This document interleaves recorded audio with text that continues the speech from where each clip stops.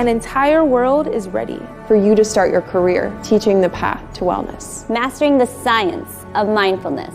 And the art of coaching. To help clients achieve mental, emotional, and physical betterment of life. Through movement, nutrition, recovery, and regeneration. Because impacting one person impacts a family. Impacting a family impacts a community. And impacting a community impacts the world. Become an NASM certified wellness coach.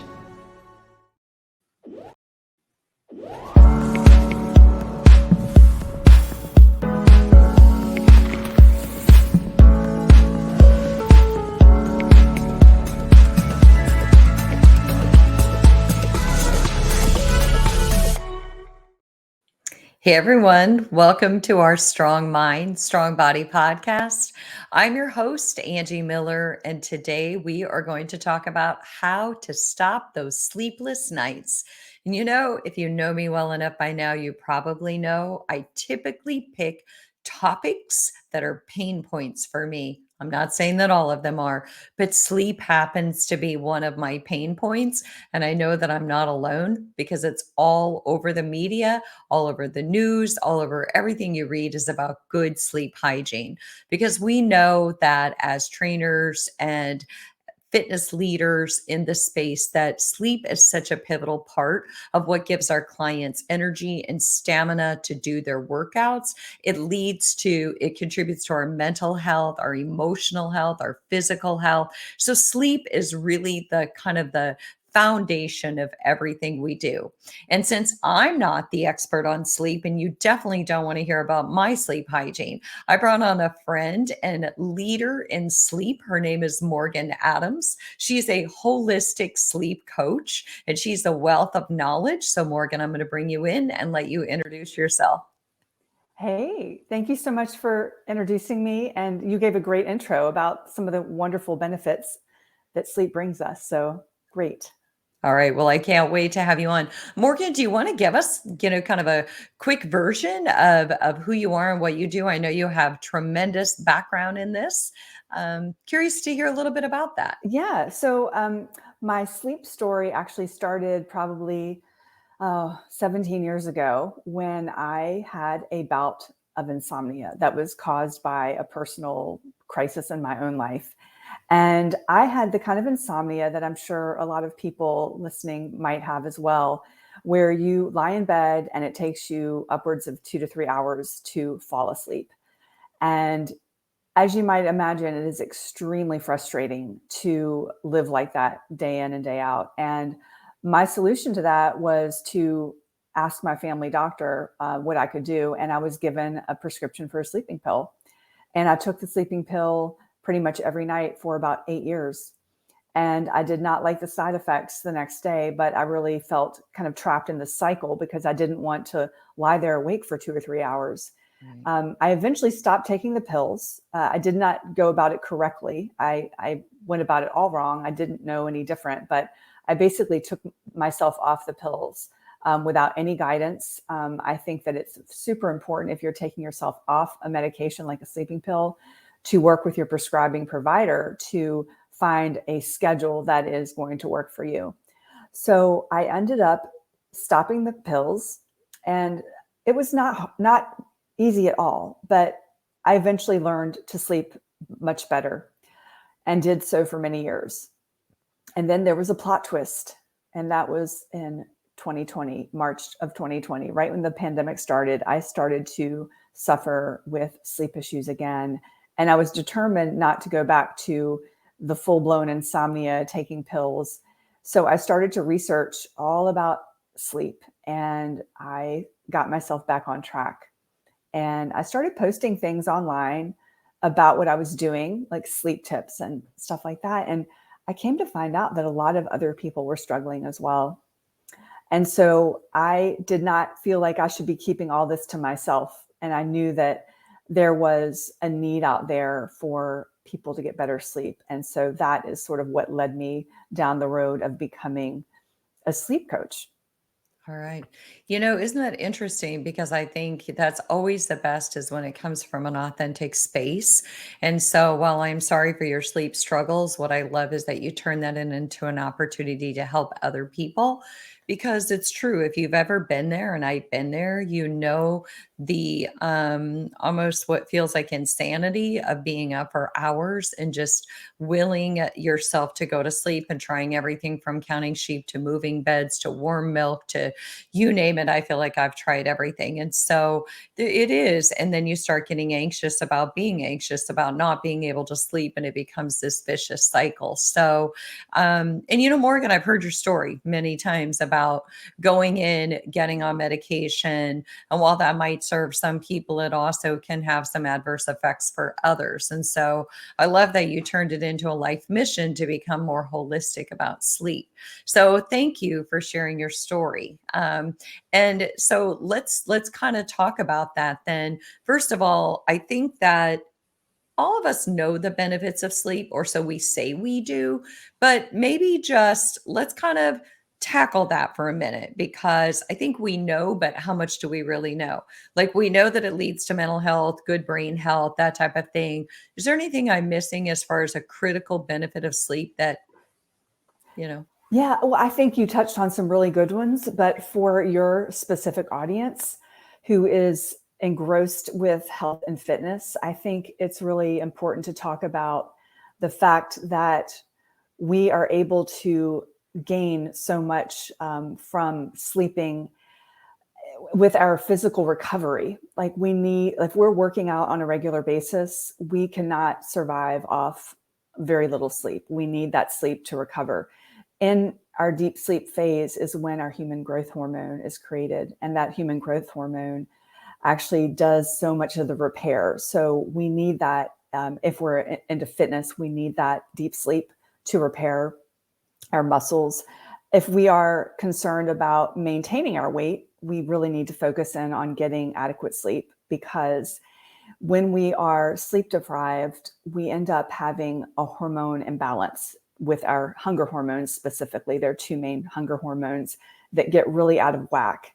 So if we're, sleep deprived on a regular basis, we're going to find ourselves a lot hungrier than usual, and we're also we're not going to be able to resist foods that are sugary and starchy. So we really, really need that good sleep to help us perform at our best if we are athletes and fitness people.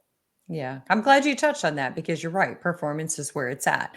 And so I know for a fact I can attest to the craving sugary, icky foods. The more sleep deprived I am, the hungrier I am. And I know I'm not hungry. I'm just constantly looking for sustenance. So, Morgan, I just want to reintroduce you. I'm talking to Morgan Adams, and she's a holistic sleep coach. My name is Angie Miller. This is Strong Mind, Strong Body. And we are talking about how to stop those sleepless nights. And so we touched a little bit on why sleep is important outside of mental and physical health. It's just, being able to work at our peak performance, whether that's at work or whether that's in the gym. So, Morgan, I want to know about an ideal sleep window. I remember I went to an acupuncturist once, and I would tell him that I would stay up till the wee hours of the morning if I was working on a big project. And he is like, look, if you're going to be sleep deprived, if you're not going to get much sleep, can you at least try to go to bed? And I think his window was like 11 p.m. to 4 a.m. Can you at least try to be to sleep during those hours? So what's your take on an ideal sleep window? What is that? That's a great question. So it seems like most people go to bed between 10 and 11. And that seems to be a good window for a lot of people. But I feel like what we really need to look at is our chronotype. And our chronotype is basically, divided up into a few different kind of categories. You've got, your early birds, your night owls, you've got bears, and about 50% of us are bears. So that kind of puts us into that 10 to 11 p.m. range. So it's not going to work for everybody to go to bed at that hour, because we have people who are really wanting to go to bed at 9. The biggest thing that I see, I think, is that a lot of people go to bed when they're not sleepy. They feel like, okay, this is my bedtime. And they just pick a random bedtime without really understanding their chronotype. So for example, they might hear somewhere that, you should go to bed at 10. Okay. So they get in bed at 10 and they're not sleepy at all. And so what ends up happening is they lie in bed tossing and turning for 2 hours because they end up and they actually are a night owl chronotype, and they might not get sleepy until midnight. So I think it's really important that everybody kind of take a moment and figure out their chronotype. You can figure it out just by a quiz. It's online. It's called thepowerofwhen.com. And you can find out your chronotype when your ideal window for sleeping is. So when you say powerofwhen.com, are you saying win, W-I-N? That's good. WHEN, when, like the when, why, where. Powerofwhen.com. The minute we end today, I'm going to go on powerofwhen.com. Or you can also type chronotype quiz and you'll get directed to, there's several. The one that I just showed you or shared with you, The Power of When, it's by Dr. Michael Bruce, who's known as the sleep doctor. And so he basically came up with a few more chronotypes, but they're more like scientifically validated chronotype tests you can take, but they all kind of give you some general guidelines as to when you should wake up, go to sleep, and your ideal windows of productivity, which is super important for people who are high achievers, like all of us, all your audience. So yeah. That's interesting because, when you say that, what comes to my mind is a lot of times as a married couple, you try to go to bed at the same time because it's also good couples hygiene, right? Yeah. They say to go to bed together at the same time. And, for lots of different reasons, we don't need to talk about all of those. And so it's good couple hygiene, but what if you have a different chronotype? So I'm glad you brought that up. Yeah. So Morgan, I hate to dismiss all the gentlemen out there in the audience, but is it true that women in midlife struggle more with sleep, or is that just my story? Well, you are not alone. Actually, midlife is when women start to really notice a lot more differences in sleep quality. And there are a few reasons why women in midlife are struggling. The first reason is kind of obvious. It is hormonal fluctuations all over the place. Our hormones are wildly fluctuating, and that really can impact our sleep, especially that dip in progesterone. The second main reason midlife women may be struggling more is that when women are having anxiety and depression, there's also an effect on their sleep. There's a real bidirectional relationship between sleep and depression and anxiety. And women just generally are more prone to mood disorders. And then the third reason that I see as far as why women in midlife are having trouble sleeping is because we are sort of like the sandwich generation. So what I mean by that is we may have children at home. Maybe we have teenagers still at home. We may have elderly parents that we're taking care of. And we also might be at the top of our career game. So we have all of these really competing demands on us that are creating a lot of worry and stress. And so that worry and stress is really prone to keeping us from getting the sleep that we need. I'm glad you brought that up because in a previous podcast, we were talking about women in menopause, and she brought up the book, The XX Brain. And of course, I immediately had to start listening to it. And it's about how women are so much more susceptible to dementia and why they're just now realizing, okay, yes, there's plaques and tangles, but women have different hormonal makeup and go through post-menopause after the age of 60. There's so much. Women are much greater sufferers of dementia than men statistically. And so to your point, one of the things that was brought up was women are typically the caregivers. And statistically, it does show that it's out there that women play that role more. They're more in the sandwich generation and much more likely to be a caregiver. So yes, I think so. I think that the sandwich generation, I think the stress, all of that impacts women. And then to your point, they're often at the peak of their career, but they're also at the peak of, oh my gosh, I have kids, but I have parents, and how do I manage all of this? So So that said, it's not to say that the gentlemen out there are not suffering from sleep and what have you, but let's talk about some strategies. Give us something that worked for you in order for you to get off your sleeping pills and that works for other people, because you're a certified health coach, a certified sleep and recovery coach, you're a certified sleep science coach, you're a wink sleep coach. So I think you know a little bit about sleep. Yeah, well, I'll give you a few really valuable pointers that have helped a lot of my clients. And I'll start with the regularity of your wake time. So if you can wake up at the same time every day, what it does is it strengthens your circadian rhythm. And it also makes you sleepy around the same time each night. So it almost guarantees that you're going to fall asleep around the same time at night. A lot of people, including myself back in the day, would do something like this. We would get up at 6 a.m. for work, Monday through Friday, and then stay out, or not stay out necessarily, but stay up doing stuff until 1 a.m. And then we would sleep in until like 9 o'clock. So there's that 3-hour differential between our weekday rise time and our weekend rise time. And what that creates, that huge time differential, is something called social jet lag. And it's basically like the same thing as regular jet lag, but we've kind of created it for ourselves and we don't have the benefit of traveling. So what ends up happening, and I experienced this myself back in this time, is that with the social jet lag, how you end up feeling on Sunday night is like you really can't, you're kind of wired, you can't really get to sleep because your sleep schedule has been thrown off for the last couple of days. And then you end up dragging on Monday. And then by Wednesday, you're kind of recovering, only to do it again the following week. So I really, really want to emphasize the importance of that, just getting up on the same time every morning, even the weekends. And I know it can be challenging. Now, you do have probably about an hour leeway on the weekend if you've maybe stayed up a little bit later, but I would definitely, for the sake of your own circadian rhythm, not push it past an hour of your normal wake up time on the weekend.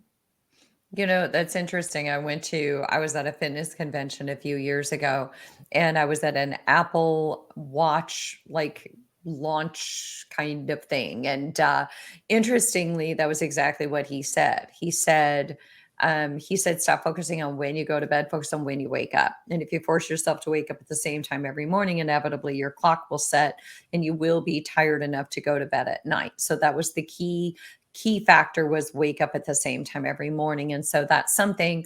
I was just in Mexico last week and it didn't matter what time I went to bed. Boy, my clock had me up. And so I know for me, I am always awake at the same time, no matter what time I go to bed. So that, I think, is an excellent one.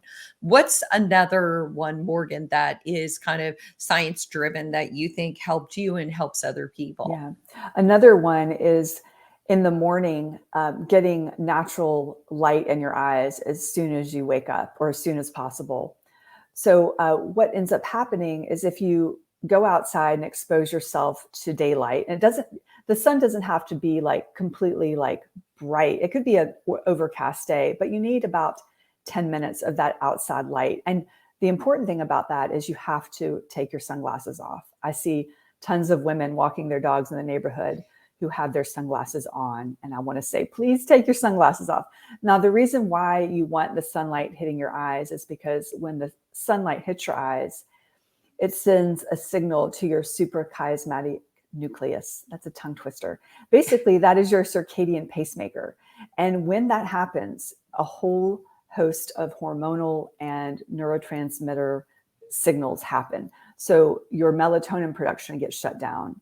Your cortisol increases. You need that cortisol for your morning energy boost. You get a boost of serotonin, which later builds up over the day to convert into melatonin. So it helps all of your hormones kind of get regulated. So it's an impactful practice that time and time again, my clients, because sometimes they're skeptical. They're like, it's just like light, like it's free, like how, it's so basic. But it goes back to that whole kind of like ancestral living. We are really designed as creatures to get that morning exposure, that morning light exposure, to set ourselves up for the day. Huh. That's super interesting because my eye doctor would tell me to keep my sunglasses on, so to protect my light eyes. So that's interesting. So get up at the same time and then let that natural light in for like 10 minutes. And I'm here in Charlotte, and it has rained every day for it feels like 2 years. And so so so in those situations, how do you get your natural light when it's a gloomy day? Is it still just the natural light is enough in and of itself? Well, so I'm in the same boat right now in Richmond. We have had rain literally all day. So if if you're really kind of like a tough person and can go outside with your raincoat and umbrella, more power to you. I'm not that kind of person. What I do on the days when I can't get outside is I have a light box. It's actually sitting above me, giving me light for this right now. And it's basically just like, it's called a happy light. And it's meant technically for folks who have seasonal affective disorder. And so you basically wake up and you look at you kind of situate the light in front of you for about 20 to 30 minutes. And you want to make sure that the light box has about 10,000 lux, 10,000 LUX. It's not a perfect substitute for natural light, but it's enough of a substitute, I think, to suffice for when you actually cannot go out in the morning. Okay. Yeah. I've seen those light boxes. I've never owned one. I've always been intrigued by them, especially for those who suffer from seasonal affective disorder, depression. There's a lot of studies out there on them. So that's interesting that you use that. Good to hear. So, and all of this resonates with me. And I'm going to guess that anybody out there who's ever had a sleep problem, it resonates with you too, because we're willing, I think, to try anything. And so I like the getting up at the same time, getting natural light in first thing in the morning. Is there something else you would add to all of this? Like, hey, do this too. You probably have a million strategies, but maybe we could talk about some of the top ones. Yeah. Well, I think for your audience, I'm just going to kind of reemphasize the value of exercise as far as getting good sleep. What the data is showing is that having a regular, moderate to intense exercise practice daily is sleep promoting. And we also know that the consistency of time of day of working out is quite important as well. Then there's the question of, should I work out in the morning or the evening? Well, there's mixed data, but the data tends to kind of lean towards working out in the morning is probably the best bet. The benefit of working out in the morning also is that sometimes you can do this outside and get that natural light at the same time. So like you could walk or jog in the morning. A recent study showed that there might be more sleep promoting benefits with strength training versus cardio. Now, it was a small study, so they need to look at this more, but I thought that was really interesting, that the strength training could actually be more sleep promoting. And I recently read a study that said that folks who do 75 minutes of moderate to intense working out a week are less prone to being on sleeping pills. So I thought that was really interesting. And your audience is very fitness oriented, but I think that kind of knowing, just kind of reinforcing that benefit is helpful. Yeah, and I'm going to guess to all of that it is more important because most of the stuff that I've read is that it's the consistency again, the consistency in the time of day because your body adjusts to that. Yeah. Because at the end of the day, some people work and they're not going to get off till 6 and that's when they're going to work out. But that's as long as that's part of their consistent routine. So Morgan, I want to reintroduce you. This is Strong Mind, Strong Body. I'm your host, Angie Miller, and I'm talking to Morgan Adams. She's a holistic sleep coach, and we're talking about how to stop those sleepless nights. And so we've talked about how you have to wake up at the same time every morning. When you get up, you need at least 10 minutes of natural sunlight. And we've also talked about how a light box could be a substitute, and then the importance of exercise, preferably at a consistent time every day. So Morgan, before we move on, because I do want to ask your thought on sleeping pills, before we move on, is there any one last tip that you'd want to add to that before I shift the gear here? Yeah, I would say, I could get into this pretty heavily, but I'm just going to touch on it briefly, is I think it's very important to establish strong morning and evening routines. I know people talk a lot about the evening routine. It's very important. You want to give yourself that wind down time, preferably without bright lights, blue lights, and screens. But also the morning routine, I think, gets overlooked. And the reason I find the morning routine so important is because it can set us up for being able to buffer stresses throughout the day. So if we have that really intentional, strong morning routine that consists of mainly three things, like the movement, mindfulness, and mindset. If we can combine all of those things, we're really setting up our day to buffer the stress, which can, over time, if you don't buffer the stress from the beginning of the day, it can just really pile up until the night where you really just find yourself too stressed to sleep. So I feel like people underestimate the importance of the mornings, because good sleep starts the second your feet hit the floor in the morning. So just wanted to kind of reinforce the mornings as that strong routine too. I'm actually really glad you did that, because I am a huge proponent of that. That how your morning goes is a strong indicator of how your day is going to go. And a lot of that is just because it depends on how resilient people are. But if you're not super resilient and you don't brush off stress readily, whatever happens to you in the morning, you carry with you. This is why that morning routine is important, because if people get up, they hit the snooze button 5 times, and then the next thing you know, they're rushing to get to work. Then the next thing you know, they're stuck in traffic. Then they're late. Then their boss is mad, blah, blah, blah. And you see how it just spirals and the day goes from there. So absolutely, I'm the biggest fan of a morning routine. Yes, evening routines are good, but morning routines are what sets the tone for the day. And if you're not a good person at just brushing off the ickiness, then you need that morning routine, because that's how your day starts and it goes from there. So I think that's perfect. Thank you for bringing that up.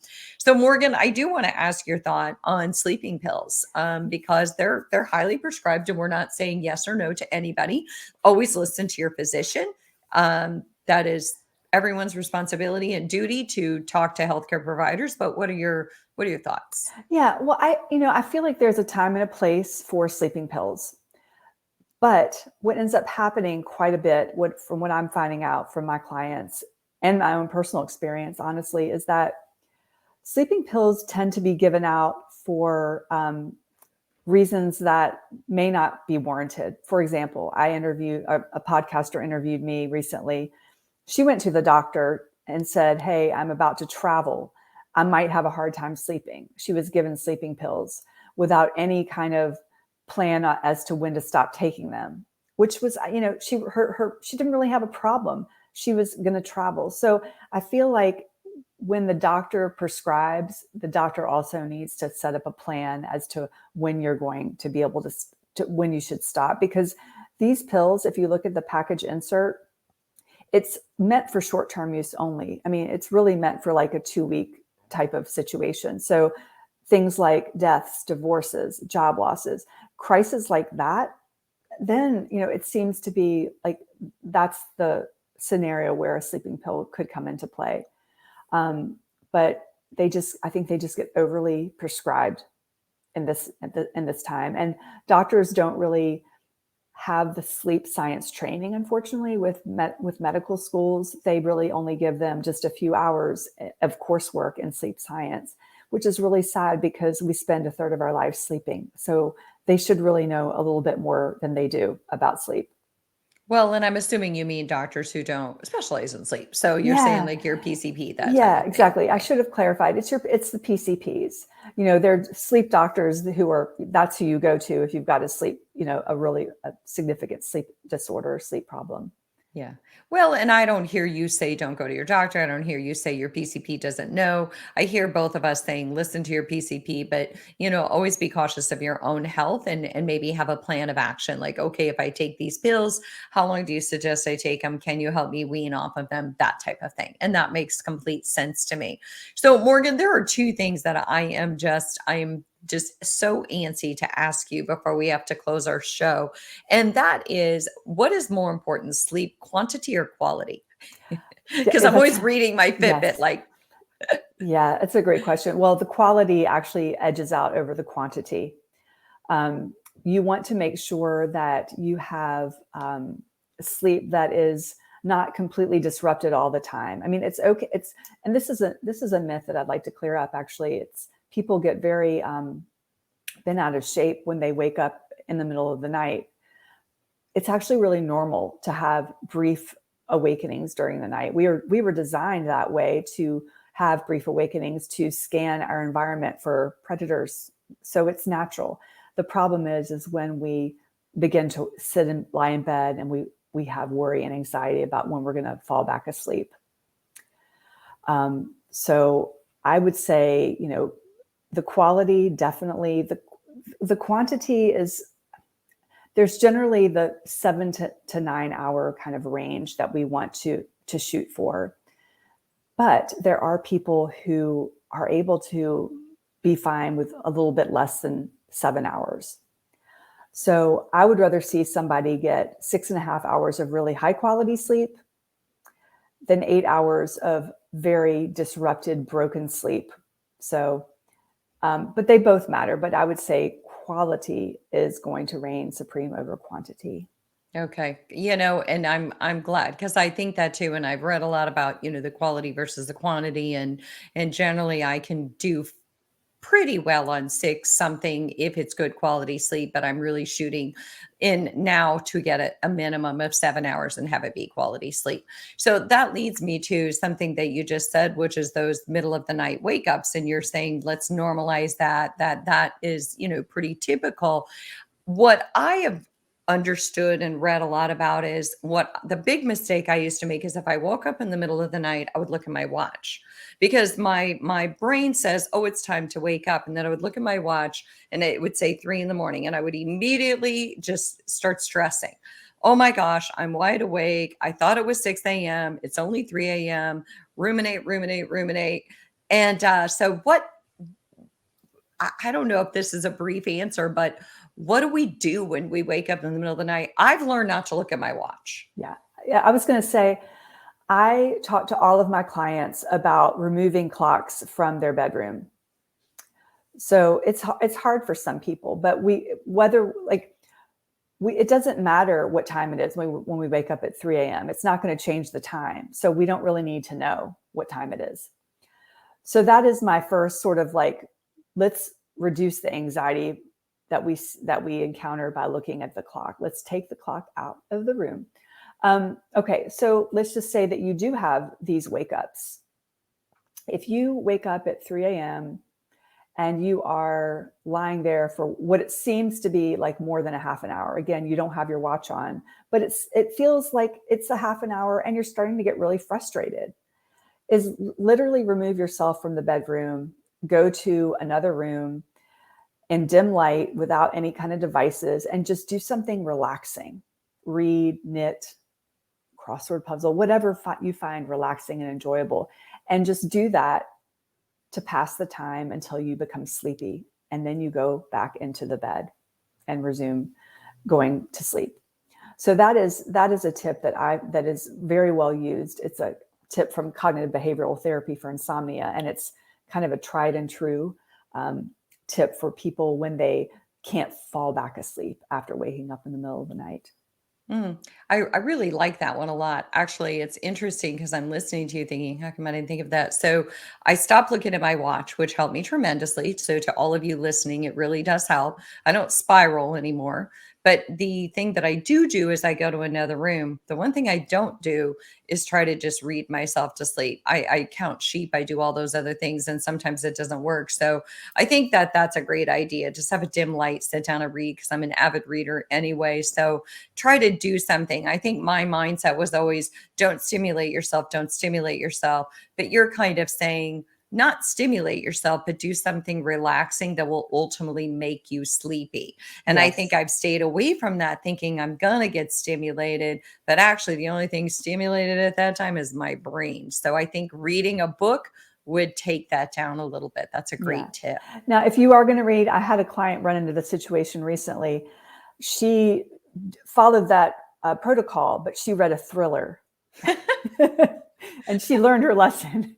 She's like, there's certain content I can't read. So if you're going to read, just kind of keep in mind the content. Like if it's a edge of your seat thriller, maybe that's not the right choice. Okay. I'm thinking, here's what I'm thinking. I was thinking that same thing because I'm in a book club and I always read books that just I can't put down. So I'm thinking I pick up an old college textbook or a textbook from grad school. Those inevitably put me to sleep because they sure did back then. Right. Maybe they'll have the same effect. So, Morgan, I'm so glad you came on. I think we're going to have you on again in the future because there's so much more about sleep that we can cover. But to all of you listening, all of our NASM and APA listeners, I really appreciate you joining us for Strong Mind, Strong Body. Morgan, I really appreciate your expertise on sleep. Morgan, if anybody has a question for you or wants to reach you, how would they do that? Yeah, thank you for asking. So my website is morganadamswellness.com. If I have the option for anyone to schedule a free consultation if they would like to chat more about their sleep struggles, I'm always open to that. Love talking about sleep. So there you All go. right. Well, thanks to all of you for joining us once again on Strong Mind, Strong Body. Do let me know if you have a subject that you want me to deep dive into or find an expert to talk about. But I will see you all next week.